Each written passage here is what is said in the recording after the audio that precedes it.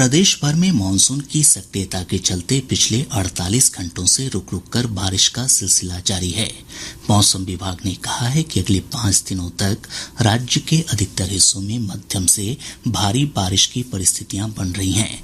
मौसम विज्ञान केंद्र पटना के अनुसार अगले 24 घंटों के दौरान किशनगंज, पूर्णिया, अररिया और सुपौल जिले में 1-2 स्थानों पर अत्यंत भारी बारिश की आशंका है। वहीं सारण, पटना, वैशाली, मुजफ्फरपुर, दरभंगा, समस्तीपुर, सहरसा, मधेपुरा और कटिहार जिले में कुछ स्थानों पर भारी बारिश को लेकर चेतावनी जारी की गई है। इसे लेकर ऑरेंज अलर्ट जारी किया गया है। इसके अलावा पूर्वी चंपारण, पश्चिमी चंपारण, गोपालगंज, सिवान, सीतामढ़ी, मधुबनी, सहरसा और भागलपुर जिले में भी कुछ स्थानों पर भारी बारिश का पूर्वानुमान जताया गया है। इस दौरान वज्रपात की भी चेतावनी जारी की गई है। पटना में नवनिर्मित प्रदेश के सबसे बड़े परीक्षा परिसर का मुख्यमंत्री नीतीश कुमार आज उद्घाटन करेंगे। इस परीक्षा भवन में एक साथ 16,000 से अधिक परीक्षार्थियों के ऑनलाइन या ऑफलाइन परीक्षा देने की सुविधा है। भवन में मैट्रिक और इंटर के अलावा प्रतियोगी परीक्षाओं का आयोजन होगा। पटना के कुम्हरार स्थित 5 एकड़ में फैले इस परीक्षा केंद्र के निर्माण पर लगभग 261 करोड़ रुपए की लागत आई है। इस परीक्षा केंद्र को बापू परीक्षा परिसर का नाम दिया गया है। इसके साथ ही मुख्यमंत्री बिहार बोर्ड के मेधावी विद्यार्थियों के लिए इंजीनियरिंग और मेडिकल प्रवेश परीक्षाओं की तैयारी के लिए निःशुल्क कोचिंग कार्यक्रम का भी शुभारंभ करेंगे। बांका जिले की एक शिक्षिका इन दिनों काफी चर्चा में है। वे पढ़ाने के साथ साथ चाक कार्यक्रम के तहत चलाई जा रही गतिविधियों को रोचक अंदाज में बच्चों तक पहुंचा रही हैं। भारत का चंद्रयान 3 आज शाम 6:04 पर चंद्रमा की सतह पर उतरेगा। भारतीय अंतरिक्ष अनुसंधान संगठन इसरो ने कहा है कि चंद्रयान 3 का मिशन निर्धारित कार्यक्रम के अनुसार चल रहा है और यान चंद्रमा के चारों ओर सहजता से चक्कर लगा रहा है। इसरो ने लगभग 70 किलोमीटर की ऊंचाई से लैंडर के कैमरे से भेजी गई चंद्रमा की तस्वीरें जारी की है। अगर चंद्रयान निर्धारित समय के अनुसार सफलतापूर्वक चंद्रमा की सतह पर उतरता है तो भारत चंद्रमा के दक्षिणी ध्रुव पर यान उतारने वाला दुनिया का पहला और चंद्रमा पर सफल अभियान भेजने वाला चौथा देश होगा।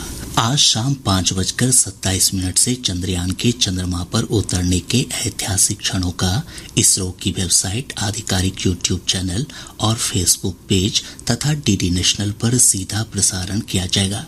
हमारे संवाददाता ने बताया कि पटना स्थित श्री कृष्ण विज्ञान केंद्र में चंद्रयान 3 के चांद पर उतरने की लाइव स्क्रीनिंग की व्यवस्था की गई है। केंद्र के शिक्षा अधिकारी विश्वनाथ गुप्ता ने बताया कि इसरो के लाइव चैनल के माध्यम से दर्शकों को चंद्रयान 3 की लैंडिंग दिखाई जाएगी। दरभंगा तारामंडल में भी चंद्रयान 3 की लैंडिंग का सजीव प्रसारण किया जाएगा। केंद्र सरकार ने अगस्त महीने के लिए घरेलू कोटे में 2 लाख टन अतिरिक्त चीनी उपलब्ध कराई है। उपभोक्ता मामलों के मंत्रालय ने कहा है कि घरेलू बाजार में अतिरिक्त चीनी से देश भर में इसका उचित मूल्य सुनिश्चित हो सकेगा। त्योहारों पर चीनी की अत्यधिक मांग को देखते हुए इसकी अतिरिक्त मात्रा की आपूर्ति की जा रही है। यह मात्रा अगस्त महीने के लिए पहले से आवंटित 23,50,000 टन चीनी के अतिरिक्त होगी। केंद्रीय रसायन और उर्वरक मंत्री मनसुख मांडविया ने नई दिल्ली में राज्यों के कृषि मंत्रियों के साथ उर्वरकों की उपलब्धता पर समीक्षा बैठक की। श्री मांडविया ने राज्यों को बताया कि देश में इस समय 1,50,00,000 मीट्रिक टन उर्वरक का पर्याप्त भंडार है। उन्होंने भरोसा दिलाया कि चालू खरीफ और आने वाले रबी मौसम के लिए देश में पर्याप्त उर्वरक है। श्री मांडविया ने नैनो यूरिया, नैनो डीएपी की प्रगति और वैकल्पिक उर्वरकों को बढ़ावा दिए जाने तथा इस संबंध में राज्यों द्वारा की गई पहल की भी समीक्षा की।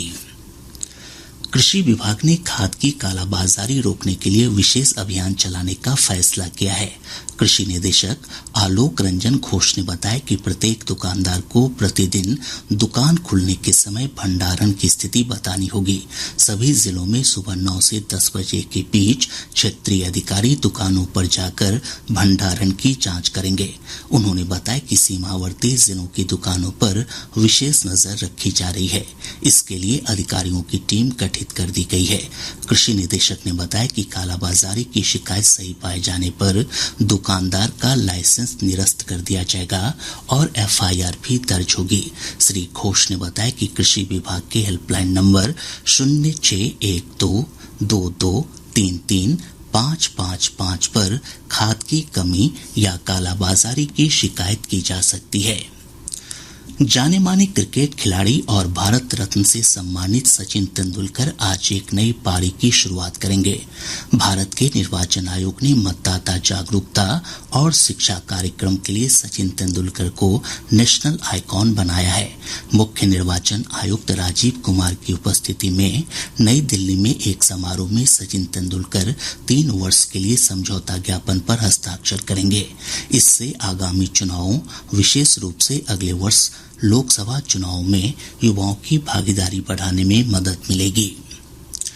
पश्चिम चंपारण जिले के बगहा के रत्नमाला में नाग पंचमी पर महावीरी जुलूस के दौरान 2 समुदायों के बीच हुई झड़प के बाद बगहा अनुमंडल में सोशल नेटवर्किंग साइट्स और इंस्टेंट मैसेजिंग सर्विस पर कल दोपहर 2 बजे तक के लिए रोक लगा दी गई है।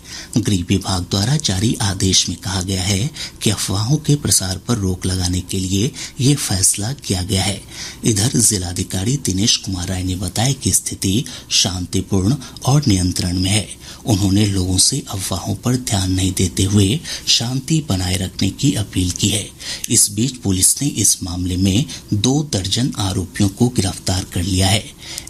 पुलिस अधीक्षक ने बताया कि वीडियो फुटेज और फोटो के आधार पर अन्य आरोपियों की पहचान की जा रही है। शिक्षा विभाग ने विश्वविद्यालयों को 30 नवंबर तक सभी लंबित परीक्षाओं का आयोजन कर रिजल्ट जारी करने का निर्देश दिया है। विभाग के अपर मुख्य सचिव के पाठक ने भूपेंद्र नारायण मंडल विश्वविद्यालय मधेपुरा और जयप्रकाश विश्वविद्यालय छपरा के कुलपतियों के साथ बैठक में इस संबंध में निर्देश दिए। श्री पाठक ने कुलपतियों को परीक्षा कैलेंडर का अनुपालन सुनिश्चित करने को कहा। साथ ही उन्होंने विश्वविद्यालयों को राशि की उपयोगिता प्रमाण पत्र समय पर जमा करने के निर्देश दिए। बिहार पुलिस अपराध नियंत्रण के लिए घर घर जाकर आम लोगों की परेशानियों की जानकारी लेने के लिए know your public know your police अभियान की शुरुआत करेगी। अपर पुलिस महानिदेशक मुख्यालय जितेंद्र सिंह गंगवार ने बताया कि इस अभियान के तहत पुलिस आम लोगों के बीच जाकर उनकी समस्याओं से अवगत होगी और पुलिस तथा पब्लिक के बीच समन्वय बनाया जाएगा। उन्होंने बताया कि यह अभियान 1 महीने तक चलेगा। भागलपुर जिले के जगदीशपुर प्रखंड के बैजानी गांव निवासी डॉक्टर विश्वनाथ तिवारी ने स्वीडन के कलमार में आयोजित आयरन मैन प्रतियोगिता में जीत हासिल की है। उन्होंने रिकॉर्ड समय में तैराकी, साइकिलिंग और दौड़ के निर्धारित लक्ष्य को पूरा किया। डॉक्टर तिवारी वर्तमान में दिल्ली के कनॉट प्लेस स्थित उत्तर रेलवे के सेंट्रल अस्पताल में बतौर सर्जन कार्यरत हैं। अररिया जिले की एक अदालत ने 2 गांजा तस्करों को 10-10 वर्ष कारावास की सजा सुनाई है। साथ ही दोनों पर 1 लाख रुपए का जुर्माना भी लगाया गया है। सीतामढ़ी जिले के पसवड़िया गांव में लखनदेई नदी के चौरनिया घाट पर नहाने के दौरान गहरे पानी में चले जाने से एक किशोर की मौत हो गई। अब पटना से प्रकाशित प्रमुख समाचार पत्रों की सुर्खियां। आज के सभी समाचार पत्रों ने चंद्रयान 3 के चांद पर उतरने की खबर को प्रमुखता से प्रकाशित किया है। हिंदुस्तान की सुर्खी है, भारत और चांद का आज होगा मिलन। दैनिक जागरण ने इसी खबर का शीर्षक लगाया है, चंदा मामा अब दूर नहीं। प्रभात खबर लिखता है, पटना के सैदपुर नाले पर बनेगी 4 लेन सड़क, 3 साल में 259 करोड़ रुपए से होगी तैयार। दैनिक भास्कर की प्रमुख खबर है, बीसी नियुक्ति, पहले राजभवन और अब शिक्षा विभाग ने विज्ञापन जारी किया। 6 विश्वविद्यालयों में कुलपति की नियुक्ति पर टकराव। राष्ट्रीय सहारा लिखता है, मणिपुर में सुरक्षा बलों की 22 कंपनियां और तैनात करेगा केंद्र। आज अखबार ने ओटीटी प्लेटफॉर्म से जुड़ी खबर को प्रकाशित करते हुए लिखा है, अश्लील कंटेंट परोसने पर कसी जाएगी नकेल।